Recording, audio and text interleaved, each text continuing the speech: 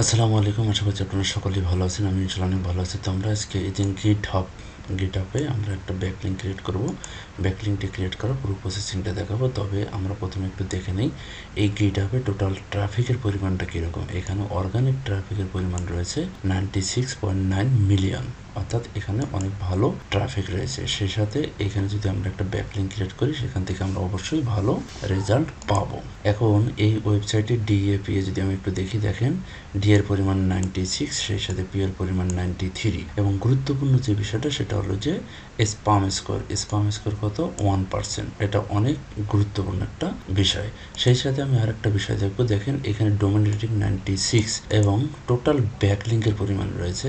আশ্চর্যজনক ব্যাপার যে এখানে টোটাল ব্যাকলিঙ্কের পরিমাণ রয়েছে 3.9 বিলিয়ন, অর্থাৎ এখানে প্রচুর পরিমাণে ব্যাকলিঙ্ক রয়েছে। এবং এই যে যতগুলো ব্যাকলিঙ্ক রয়েছে তার মধ্যে 84% ডুফল ব্যাকলিঙ্ক। সেই সাথে লিঙ্কিং ওয়েবসাইটের পরিমাণ রয়েছে 1.9 মিলিয়ন।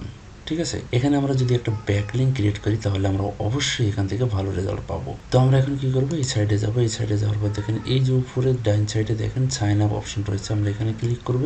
অথবা এই যে সাইন আপ ফর গিটহাব এখানে ক্লিক করলেও হবে। তো আমি কি করবো, এই যে সাইন আপ এখানে ক্লিক করব।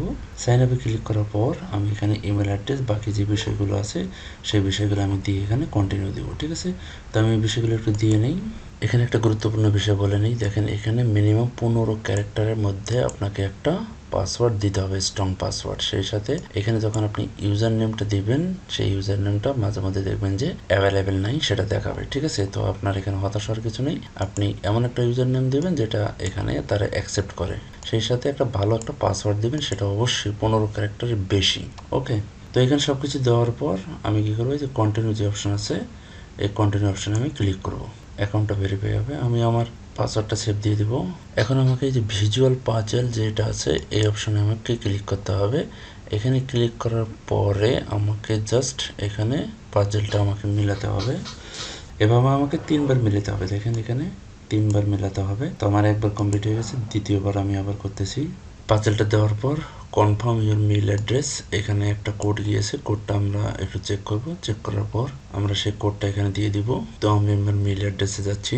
যে গিটহাব থেকে একটা মেল আসছে, এটাকে আমি কপি করব, এখানে পেস্ট করে দিব। তো কোডটি দেওয়ার পর অটোমেটিক্যালি তারা সেটা নিয়ে নেবে এবং আমার অ্যাকাউন্টটা ক্রিয়েট হয়ে গেল। তো এখন আমাকে কি করতে হবে, আবার সাইন ইন হতে হবে। ঠিক আছে, এখানে বলতেছে আমাকে সাইন ইন হতে হবে। তো সাইন ইন অপশনে আমি সাইন ইন অপশনে ক্লিক করব। সাইন ইন অপশনে ক্লিক করার পর দেখেন আমার অ্যাকাউন্টটা কিন্তু ক্রিয়েট হয়ে গেছে। এই যে ডান সাইডে আমার অ্যাকাউন্ট আইকন দেখা যাচ্ছে। তো এখন আমি কি করব, জাস্ট এখানে আমি ক্লিক করব। এখানে ক্লিক করার পর ইওর প্রোফাইল, আমি জাস্ট এখানে ক্লিক করব। আমি প্রোফাইলটা আগে একটু দেখে নিই। সেই সাথে আমি প্রোফাইল দেখব এবং এখানে আমি এডিট অপশনে যাব। এডিট অপশনে যাওয়ার পর নাম, এখানে আমার নাম দিতে হবে, বায়ো দিতে হবে। প্রত্যেকটা বিষয় আমরা এখানে সুন্দর করে দিয়ে নেব।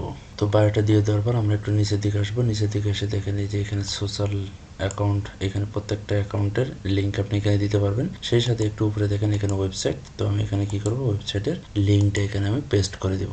লিঙ্কটা পেস্ট করে দেওয়ার পর আমি বারবার প্রত্যেকটা ভিডিওতেই বলে থাকি যে সোশ্যাল লিঙ্কগুলো অবশ্যই আপনারা এখানে দিয়ে দেবেন। তো আমিও সেই সোশ্যাল লিঙ্কগুলো আমি এখানে দিয়ে দিব।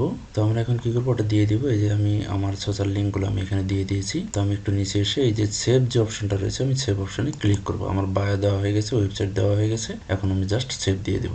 সেভ দেওয়ার পর আমাকে কোনো কিছু করতে হবে না। জাস্ট দেখেন এই যে আমি যে অ্যাবাউটটা দিলাম, অর্থাৎ বায়োটা যে আমি এখানে দিলাম সেটা এখানে দেখা যাচ্ছে। সেই সাথে এই যে আমি যে ওয়েবসাইটের লিঙ্কটা করেছি সেটা এখানে দেখা যাচ্ছে। এবং নিচে যে আমার সোশ্যাল সাইটগুলো দেওয়া আছে এটাও কিন্তু এখানে দেখা যাচ্ছে এবং প্রত্যেকটা ক্লিকেবল বোঝা যাচ্ছে। ঠিক আছে, তো আমি যদি এখন আমার ওয়েবসাইটে ক্লিক করি তাহলে কিন্তু আমার ওয়েবসাইটে চলে যাবে। এভাবে আপনি আপনার কাস্টমারের জন্য অথবা আপনার ওয়েবসাইটের জন্য এরকমভাবে সুন্দরভাবে ব্যাকলিঙ্ক ক্রিয়েট করবেন। তো আজকের ভিডিওটা এই পর্যন্তই। সকলেই ভালো থাকবেন, সুস্থ থাকবেন এবং যদি কোনো প্রশ্ন থাকে, যদি কিছু জানার প্রয়োজন হয় তাহলে অবশ্যই প্রশ্ন করবেন।